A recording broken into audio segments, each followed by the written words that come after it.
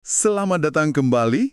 Di pembahasan sebelumnya, kita sudah sama-sama mengintip sisi gelap ya, membedah spektrum perbuatan dosa. Betul. Sekarang, mari kita balik medalinya. Kita akan coba petakan seperti apa sih cetak biru perbuatan baik menurut Al-Quran berdasarkan sumber-sumber yang Anda berikan. Coba deh Anda pikirkan sejenak. Kalau mendengar kata perbuatan baik, apa yang muncul di kepala Anda? Apa langsung terbayang proyek amal besar? Donasi jutaan rupiah? Sesuatu yang wah gitu ya. Oh iya kan? Atau mungkin sesuatu yang lebih sederhana, kayak menahan pintu untuk orang lain. Nah, kita akan jelajahi bersama, dari yang sekecil atom sampai yang sebesar membangun peradaban. Tepat sekali. Dan kata spektrum itu pas banget. Karena Al-Quran itu tidak menyajikannya sebagai daftar belanjaan kebaikan yang kaku gitu. Oke, Hati, yaitu keyakinan. iman, ya. Betul, iman. Lalu tumbuh menjadi batang dan cabang berupa ibadah. Kemudian mekar menjadi daun dan buah yang bisa dinikmati orang lain dalam bentuk kebaikan sosial. Wah, menarik analoginya. Jadi kita akan menelusuri alur ini, kita mulai dari akarnya, yaitu iman, lalu kita lihat berbagai wujud perbuatannya, dan terakhir kita lihat seperti apa buah atau balasan yang dijanjikan. Oke, saya suka analogi ekosistem itu. Mari kita mulai dari akarnya. Seringkali kan kalau kita bicara soal perbuatan baik, kita langsung loncat ke tindakan. Langsung ke aksinya ya. Betul. Tapi dari sumber-sumber ini, sepertinya Al-Quran justru mengajak kita untuk mundur satu langkah dulu ya, ke fondasinya. Apakah sebuah perbuatan bisa dianggap baik tanpa landasan ini? Ini pertanyaan krusial, dan jawabannya adalah inti dari semua pembahasan ini. Dalam Al-Quran, frasa amal soleh atau perbuatan baik itu hampir selalu bergandengan tangan dengan kata iman. Selalu berpasangan ya? Selalu. Mereka itu pasangan yang tidak terpisahkan. Sebuah perbuatan, sebagus apapun kelihatannya di permukaan, baru akan memiliki bobot spiritual dan disebut amal soleh jika ia tumbuh dari pohon keimanan. Oke. Sumber yang Anda berikan memulainya dengan sangat jelas di surah Al-Baqarah ayat 2-5. Ini semacam profil atau definisi awal dari orang-orang yang bertakwa, muttaqin. Izinkan saya bacakan ya. Silakan. Kitab Al-Quran ini tidak ada keraguan padanya, petunjuk bagi mereka yang bertakwa, yaitu mereka yang beriman kepada yang gaib, melaksanakan sholat, dan menginfakkan sebagian rezeki yang kami berikan kepada mereka. Oke. Dan mereka yang beriman kepada Al-Quran yang diturunkan kepadamu Muhammad dan kitab-kitab yang telah diturunkan sebelum engkau, dan mereka yakin akan adanya akhirat, merekalah yang mendapat petunjuk dari Tuhannya, dan mereka itulah orang-orang yang beruntung. Kalau kita bedah ya, fondasi pertamanya justru sesuatu yang tidak terlihat. Percaya kepada yang gaib. Yu'minuna bil ghaib. Ini menarik deh. Iya kan? Karena dunia modern kan seringkali menuntut bukti empiris untuk segalanya. Kenapa Al-Quran meletakkan sesuatu yang abstrak ini sebagai batu penjuru pertama? Karena ini soal arah. Percaya pada yang gaib, pada Tuhan, pada hari akhir, pada konsep pahala, itu artinya Anda mengkalibrasi kompas moral Anda pada sesuatu yang lebih tinggi dari sekedar pujian manusia. Atau keuntungan materi sesaat? Persis. Tindakan Anda jadi punya motivasi transendental. Anda berbuat baik bukan karena ada yang lihat, tapi karena Anda yakin ada sistem yang mencatat segalanya. Masuk akal. Baru setelah keyakinan fundamental ini ada, muncul manifestasi fisiknya, sholat sebagai koneksi vertikal dan infak sebagai koneksi horizontal. Ditambah keyakinan pada wahyu dan hari akhir. Jadi ini fondasi yang sangat kokoh dan multidimensional. Baik, jadi fondasinya adalah keyakinan yang multidimensional, yang mengarahkan niat kita. Nah sekarang, mari kita lihat bagaimana bangunan ini mulai didirikan. Apa batu bata pertama yang diletakkan di atas fondasi iman ini? Wujudnya yang paling nyata di dunia luar itu kayak apa? Wujud paling pertama dan paling utama itu adalah ibadah ritual dan kedermawanan. Ini pilar-pilar utamanya. Pilar utama ya? Betul, ibadah vertikal kepada Tuhan seperti sholat itu tiangnya. Kita bisa lihat penekanannya di surah Maryam ayat 31. Ini perkataan Nabi Isa saat beliau masih bayi. Oh, yang dalam buayan itu ya? Iya, beliau berkata, "Dan dia menjadikan aku seorang yang diberkahi di mana saja aku berada. Dan dia memerintahkan kepadaku melaksanakan sholat dan menunaikan zakat selama aku hidup." Wow, bahkan dalam deklarasi misi pertamanya, dua hal ini disebut. Hubungan dengan Tuhan lewat sholat dan hubungan dengan manusia lewat zakat. Soal kedermawanan atau zakat ini, saya perhatikan sumber-sumber ini tidak hanya bicara soal memberi, tapi ada penekanan pada kualitas dari apa yang kita berikan. Nah, itu dia. Di surah Al-Baqarah ayat 267 misalnya, ada perintah untuk menginfakkan hasil usaha yang baik-baik. Ini psikologisnya dalam sekali ya. Betul. Kayaknya ini bukan cuma soal bantu orang lain, tapi juga soal melatih diri kita sendiri untuk tidak terikat pada harta terbaik kita. Bener gak sih? Persis. Anda menangkap esensinya. Ayat itu melanjutkan, janganlah kamu memilih yang buruk untuk kamu keluarkan, padahal kamu sendiri tidak mau mengambilnya, melainkan dengan memicingkan mata. Wah, kalimatnya tajam sekali. Ini latihan empati tingkat tinggi sekaligus terapi melawan ketamakan. Pesannya jelas, hargai penerimanya sebagaimana kamu menghargai dirimu sendiri, berikan sesuatu yang akan membuatmu senyum kalau kamu menerimanya. Iya. Ini mengubah tindakan memberi dari sekedar kewajiban menjadi sebuah ekspresi cinta dan penghormatan. Dan menariknya, Al-Quran juga memberikan semacam peta prioritas soal siapa yang harus kita bantu kan? Surah Al-Isra ayat 26 menyebutkan kerabat dekat, orang miskin, dan orang yang dalam perjalanan. Betul. Seringkali kita mikir kedermawanan itu untuk orang lain yang jauh di sana. Tapi Al-Quran justru menarik kita ke lingkaran terdekat. Ini seperti ujian konsistensi ya. Pastikan rumah kita beres dulu sebelum bantu dunia luar. Sangat organis. Dimulai dari inti, dari orang-orang yang jadi tanggung jawab langsung kita. Oke. Kalau setiap unit keluarga dan komunitas sudah saling menjaga, fondasi masyarakat yang sehat kan akan terbentuk. Kebaikan itu merambat keluar, bukan melompat jauh meninggalkan yang terdekat. Nah, dari interaksi berbasis harta ini, spektrumnya meluas lagi. Kemana? Ke interaksi yang lebih personal dan emosional. Disinilah kita masuk ke konsep ihsan. Ihsan. Saya sering dengar istilah ini, artinya kan berbuat baik. Tapi sepertinya lebih dalam dari itu ya. Jauh lebih dalam. Ihsan itu bukan sekedar berbuat baik, tapi berbuat baik dengan cara yang terbaik. Melampaui standar minimum. Ini level keunggulan dalam berakhlak. Level keunggulan, oke. Dan contoh paling puncak dari ihsan yang ditekankan dalam sumber-sumber Anda adalah perlakuan terhadap orang tua.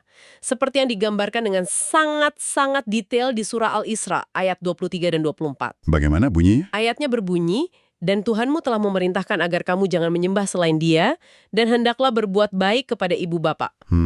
Jika salah seorang di antara keduanya atau kedua-duanya sampai berusia lanjut dalam pemeliharaanmu, maka sekali-kali janganlah engkau mengatakan kepada keduanya perkataan "ah". Dan janganlah engkau membentak keduanya, dan ucapkanlah kepada keduanya perkataan yang mulia. Lalu lanjutannya. Dan rendahkanlah dirimu terhadap keduanya dengan penuh kasih sayang, dan ucapkanlah, wahai Tuhanku, sayangilah keduanya sebagaimana mereka berdua telah mendidik aku pada waktu kecil. Detail jangan berkata, ah, itu benar-benar mengubah cara saya memandang ayat ini. Tadinya saya pikir intinya cuma jangan durhaka, gitu. Iya, yang penting nggak membentak. Betul. Tapi ternyata standarnya jauh lebih halus ya. Sampai ke level kekesalan sekecil apapun yang mungkin cuma terlintas di benak dan keluar sebagai desahan singkat. Benar. Ini menuntut kesadaran diri dan kesabaran yang luar biasa. Betul sekali. Ini adalah gimnasium spiritual. Kalau Anda bisa melatih diri mencapai level ihsan dengan orang yang paling dekat dan paling sering berinteraksi dengan Anda, yaitu orang tua, Anda akan lebih siap mempraktekkan ihsan dengan orang lain. Iya, masuk akal. Dan yang luar biasa di sini adalah bagaimana Al-Quran membangunnya secara bertahap. Ini bukan daftar acak. Ada alurnya ya? Ada. Dimulai dari hubungan paling privat dan intim, dengan Tuhan dan orang tua, lalu skalanya diperluas keluar, ke masyarakat. Seolah-olah Al-Quran bilang, kamu tidak bisa bicara tentang keadilan di masyarakat kalau kamu belum bisa adil dan berbuat baik pada orang yang paling dekat denganmu. Wow, jadi ini bukan daftar periksa acak, ada alur logikanya. Kebaikan personal itu jadi semacam prasyarat atau latihan untuk bisa berkontribusi pada kebaikan sosial yang lebih besar, yaitu keadilan. Tepat. Dan kita sampai pada puncak spektrum amal soleh dalam lingkup sosial. Menegakkan keadilan, atau adil. Ini bukan lagi hanya tugas pemimpin atau hakim. Tanggung jawab semua orang. Tanggung jawab moral setiap individu yang beriman, surat Al-Ma'idah, ayat 8, meletakkan standar yang sangat tinggi untuk ini. Dikatakan, wala tajrimanakum keadilatun. Dan janganlah kebencianmu terhadap suatu kaum mendorong kamu untuk berlaku tidak adil. Oke. Berlakulah adil, karena adil itu lebih dekat kepada takwa. Tunggu dulu. Ini standar yang hampir superhuman. berlaku adil bahkan pada orang yang kamu benci. Secara naluriah, bukankah kita semua punya bias? Tentu saja. Kita cenderung membela kelompok kita, teman kita, orang yang sepaham dengan kita. Bagaimana Al-Quran membantu kita mengatasi bias alami yang sangat kuat ini? Pertanyaan yang sangat bagus. Jawabannya ada di akhir kalimat itu sendiri. Walit taqwa, karena adil itu lebih dekat kepada takwa. Oh, kuncinya di situ. Al-Quran menggeser motivasinya. Anda berlaku adil bukan untuk memuaskan musuh Anda, atau bahkan untuk mencari kebenaran objektif semata. Anda berlaku adil karena itu tuntutan dari hubungan Anda dengan Tuhan. Takwa. Jadi audiens utamanya Tuhan, bukan manusia. Persis. Dengan menjadikan Tuhan sebagai audiens utama Anda, bias terhadap manusia menjadi nomor 2. Ini cara untuk mengkalibrasi ulang kompas keadilan kita agar tidak terpengaruh oleh suka atau tidak suka. Keadilan menjadi ibadah. Oke. Prinsip ini juga muncul di surah Al-Hujurat ayat 9, yang memerintahkan kita mendamaikan dua pihak yang berselisih dengan adil, tanpa memihak. Baiklah, kita sudah lihat spektrumnya yang luar biasa luas ya, dari keyakinan di hati, ibadah personal, kedermawanan, kebaikan pada orang tua, sampai keadilan di masyarakat. Bagaimana semua ini ditimbang? Apakah senyuman tulus punya bobot yang sama dengan membangun jembatan? Apakah perbuatan kecil yang tidak dilihat siapapun itu ada artinya? Ini pertanyaan yang membawa kita ke salah satu pesan Al-Quran yang paling memberi harapan. Jawabannya diabadikan dalam sebuah surah pendek yang sangat kuat. Surah Az-Zalzalah, ayat 7. Gimana bunyinya? Ayat itu berbunyi, "Maka barang siapa mengerjakan kebaikan seberat zarah pun, niscaya dia akan melihat balasannya." Zarah itu sering diterjemahkan sebagai atom, atau partikel debu terkecil yang bisa dilihat. Jadi, sekecil atom pun. Coba kita berhenti sejenak di sini. Renungkan implikasinya. Ini bukan sekedar motivasi. Ini mengubah fisika moral alam semesta. Fisika moral, wow! Ayat ini mengatakan bahwa tidak ada energi kebaikan yang hilang. Sama sekali.